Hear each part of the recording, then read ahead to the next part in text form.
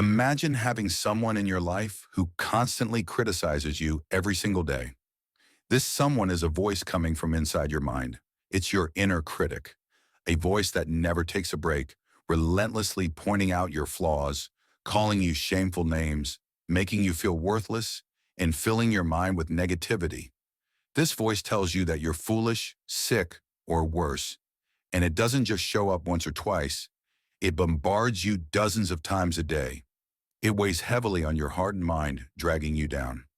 This inner critic isn't just focused on your past mistakes, it also predicts your future failures, making you fear tomorrow, next year, and beyond.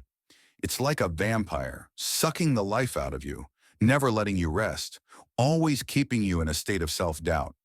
When you wake up confident and full of hope, ready to make changes, by noon, you feel crushed, overwhelmed with negative thoughts. You feel lifeless because you've listened to this voice and believed it. If you stand in front of the mirror, this critic points out the worst parts of you, blaming you for every imperfection. It shows you only your flaws, making you feel heavy and down throughout the day. The truth is, this voice is not you. It's the inner critic. It's the whisper of Shaitan, as Allah tells us. Shaitan threatens you with poverty and orders you to immorality, while Allah promises you forgiveness from Him and bounty. And Allah is all-encompassing and knowing. This voice is not your true self, but many people fall victim to it. They think it's their own voice, and it makes their lives bitter because they listen to it. But it's not you, it's the inner critic. So who is the inner critic? Is it the blameworthy soul, nafs? Is it the whispers from within? Or is it the whispers of Shaitan? Is it a psychological issue? It doesn't matter. What matters is that you recognize it for what it is, not you. You don't need to listen to it. You need to see it as wrong and stop believing in it.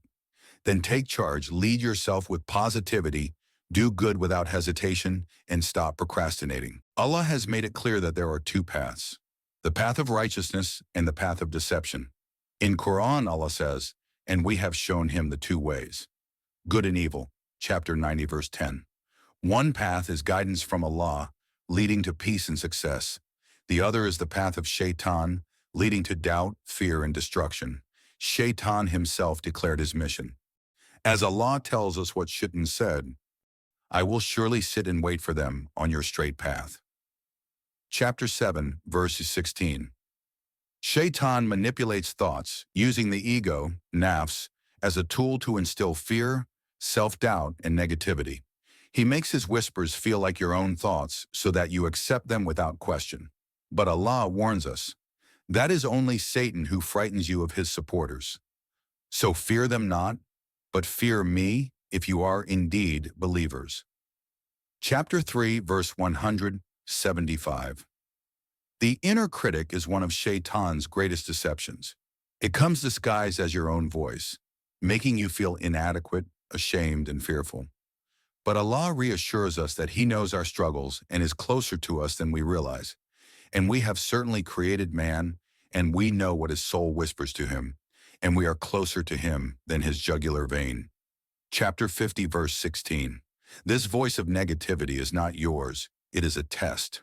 Recognize it for what it is and do not let it control you. The key is to reject it, silence it, and replace it with trust in Allah. Then take action. Choose optimism, do good immediately, and refuse to let fear or hesitation hold you back.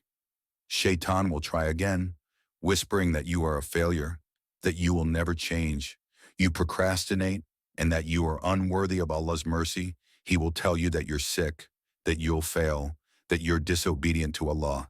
He will remind you of your past mistakes, exaggerating them to make you feel ashamed and anxious. He will make everything seem worse, but all of these are lies. Don't believe him. Keep ignoring this voice. In future sessions, we will discuss how to overcome this voice and how to heal from it completely, inshallah. But for now, recognize its existence. If you place a note that says, I have an inner critic on your phone or somewhere visible, you'll be able to recognize it when it appears. When it brings you down or starts criticizing you, you'll know it's not you. It's just the inner critic. You haven't made a mistake. It's simply that voice, and you can let it go. Over time, you might even laugh at it. Today, remember this. Allah loves us, and He is pleased with us as long as we do the right things He has instructed. He forgives our mistakes when we seek His forgiveness. Realize that you've wasted too much time listening to this inner critic. It has stolen your health, your time, your character, and your connection with others. It has isolated you from the people you love. The inner critic wants to keep you alone because it distorts your self-perception. Stop believing in it. From today, choose to be optimistic and hopeful while making dua. Inshallah, it will leave you. Some people experience it lightly while others are deeply affected by it, even developing obsessive-compulsive tendencies because of it. May Allah bless you and keep you safe. If this message touched your heart, share it with someone who needs to hear it. Like, follow, and be part of spreading light and hope. Because sometimes one reminder can change a life.